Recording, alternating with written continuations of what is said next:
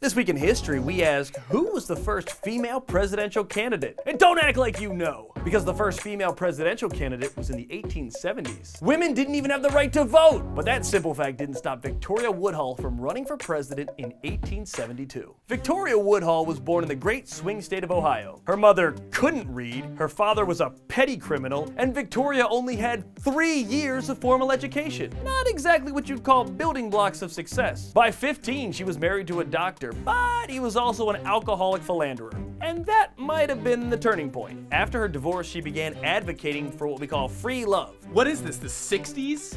Basically, the ability for women to live and love like men, and Woodhull is pretty scrappy. She started her career as a spiritual healer. She made homemade elixirs and cures for lifelong diseases, even cancer. After the Civil War, she moved to New York and began working for railroad baron and mutton shop connoisseur Cornelius Vanderbilt. In their time together, Woodhull got a fair amount of stock market and investment advice. She did so well that Woodhull and her sister opened the first all-female brokerage firm on Wall Street, Woodhull, Claflin and Company. 2 months after opening the firm, Woodhull decided it was time to take to the national stage and announce her candidacy for President of the United States. So this was her radical platform. She wanted 8-hour workdays, women to have the right to vote, and welfare for poor people. I know! What a communist! So in May of 1872, Woodhull was officially nominated as the Equal Rights Party's candidate for president, and her running mate was none other than Frederick Douglass. Although Douglass never really acknowledged the ticket.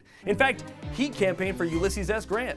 Oh, and get this. On the day of the election, Victoria Woodhull was actually in jail. That's because Woodhull not only ran a financial firm, but also a newspaper. It was there that she exposed famous men for their adulterous and often pedophilic behavior. U.S. Marshals arrested her for libel, and she was held in jail right through the election. She was gonna try to vote, but it never came to fruition because she was in jail! Woodhull would continue to fight for equal rights for all people up until this week in 1927, when she died. Her male contemporaries were right.